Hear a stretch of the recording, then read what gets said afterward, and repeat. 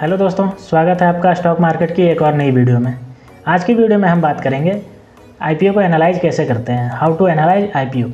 तो हमारे मन में सवाल आता होगा कि हम किसी भी आईपीओ में कैसे शेयर लें, क्यों इन्वेस्ट करें और कैसे इन्वेस्ट करें, कब जाने कि हम किसी भी आईपीओ में इन्वेस्ट करने से हमारा इन्वेस्टमेंट ग्रोथ करेगा। तो उसके लिए हमें उस आईपीओ को एनालाइज करना आना चाहिए। तब सवाल आता है कि आईपीओ एनालाइज करने का तरीका क्या है, तो इसके बारे में हम इस वीडियो में जानेंगे। तो आपने भी देखा होगा कि जब भी कभी कोई कंपनी का आईपीओ आता है तो उस बहुत ऐसे आईपीओ होते हैं जो ओवर सब्सक्राइब हो जाते हैं, या बहुत ऐसे आईपीओ होते हैं जो अंडर सब्सक्राइब रह जाता है। तब ओवर सब्सक्राइब होने का मतलब है कि बहुत ज़्यादा इन्वेस्टरों ने उसमें इन्वेस्ट करना चाहा। तो ओवर सब्सक्राइब होने का रीज़न क्या होता है? तो उस कंपनी का बेहतर परफॉर्मेंस होगा, प्रॉफिट रेशियो बहुत ज़्यादा होगा, उस कंपनी के एसेट्स बहुत होंगे और फ्यूचर प्लान में उसके एक्सपेंड करने के जो फ्यूचर प्लान होगा वो बहुत ज़्यादा होगा। तो इसलिए उसमें ज़्यादा इन्वेस्ट करते हैं। अब हम बात करते हैं कि अंडर सब्सक्राइब क्यों रहता है किसी कंपनी में।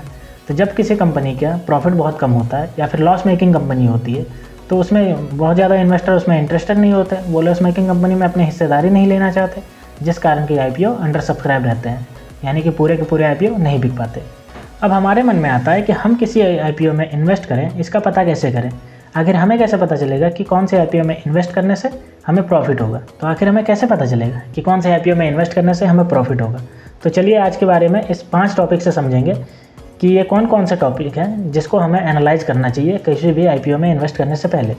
तो सबसे पहले टॉपिक की बात करें तो सबसे पहला टॉपिक है know the prospectus of the company, यानी कि कंपनी के प्रोस्पेक्टस को जानिए। जब भी कोई कंपनी स्टॉक मार्केट में लिस्टेड होने के लिए आईपीओ के थ्रू आती है तो आईपीओ को आने के लिए सेबी का एक नियम है कि वो कंपनी अपनी पूरी डिटेल यानी कि पूरी बायोडाटा शुरू से लेकर के अंत तक सेबी में सबमिट करेगी, और उसको ही बोलते हैं प्रोस्पेक्टस, जो कि आपको सेबी की साइट पे या तो एनएसई की साइट पे या तो आपको बीएसई की साइट पे, ये तीनों साइट पे आपको मिल जाएगी। वहाँ से आप डाउनलोड कर सकते हैं और कंपनी का पूरा बायोडाटा आपको मिल जाएगा। अब आपको पूरा बायोडाटा मिल गया कंपनी का, तो आप उस कंपनी के प्रॉफिट, लॉस, एसेट्स, लायबिलिटी, डेप्ट, कंपनी का फ्यूचर प्लान क्या है, कंपनी क्यों इन्वेस्टमेंट लेना चाह रही है, कंपनी क्यों आईपीओ ला रही है, इन सब के बारे में जान सकते हैं। तब आपको कंपनी के आईपीओ के बारे में पता चल जाएगा कि आईपीओ क्यों आ रहा है, आईपीओ का जो प्राइस रहने वाला है वो क्या रहने वाला है, और कंपनी में इन्वेस्ट करना हमारे लिए सही रहेगा या नहीं रहेगा। तब हमने देख लिया, सबसे पहला पॉइंट है प्रॉस्पेक्टस को जानिए। अब अगर हम दूसरे पॉइंट की बात करें तो नो द फाइनेंशियल्स। कभी भी किसी भी कंपनी का फाइनेंशियल कभी झूठ नहीं बोलते। अगर कंपनी लॉस कर रही है तो उसका जो लॉस होगा वो डेटा दिखाएगा, और अगर कंपनी प्रॉफिट कर रही है तो उसका डेटा प्रॉफिट में दिखाएगा। तो ये जो फाइनेंशियल होते हैं वो कभी किसी कंपनी के झूठ नहीं बोलते। और हमें भी पता है कि जो कंपनी प्रॉफिट करती है वही कंपनी हमें कमा करके देगी, और जो कंपनी लॉस कर रही है उसके कमा करके देने का कोई सवाल ही नहीं उठता, क्योंकि कंपनी ऑलरेडी लॉस में जा रही है। अगर प्रॉफिट वाली कंपनी की बात करें तो उसमें सिर्फ प्रॉफिट नहीं देखना है, हमें और 2-3 डेटा के बारे में जानना है। तो कौन कौन से डेटा है उसके बारे में जान लेते हैं। हमें उसका कैश फ्लो को देखना पड़ेगा, ठीक है, यानी कि उसमें कितना का कैश फ्लो चल रहा है। हमें उसके कैश रिजर्व के बारे में जानना पड़ेगा, हमें उसके एसेट्स के बारे में देखना पड़ेगा, और लायबिलिटी के बारे में देखना पड़ेगा। अब कुछ ऐसे रेशियो हैं जो हमें मदद करते हैं कंपनी के फाइनेंशियल को पढ़ने के लिए। उसमें से जो रेशियो है वो है cash flow ratio, profit to earn ratio and डेब्ट टू इक्विटी रेशियो। तो हमने देखा कि किसी भी कंपनी के फाइनेंशियल के थ्रू कैसे हम जान सकें कि किसी भी कंपनी के आईपीओ में इन्वेस्ट करना है या नहीं करना है। अब हम अगर तीसरा पॉइंट की बात करें तो तीसरा पॉइंट है know the objective of IPO. अगर वो कंपनी आईपीओ ला रही है, आईपीओ के थ्रू पैसा जनरेट कर रही है, तो वो पैसे वो कहाँ लगाने वाली है। क्या वो कंपनी उस पैसे के लगा करके अपना बिजनेस बड़ा करना चाह रही है, या तो वो अपने डेप्ट को चुकाना चाह रही है। तो हमेशा ध्यान रखें, जो कंपनी बिजनेस को बड़ा करने के लिए आईपीओ के थ्रू पैसे जमा कर रही है वो सबसे अच्छी कंपनी कहलाती है, और जो कंपनी अपने डेप्ट को रिपेमेंट करने के लिए आईपीओ ला रही है तो वो कंपनी में आप इन्वेस्ट करने से बचें। क्योंकि जो कंपनी डेप्ट में है और उसको अपना शेयर बेच करके डेप्ट चुका रही है तो उस कंपनी में प्रॉफिट होने के चांसेस ही नहीं है, बहुत कम चांसेस हैं।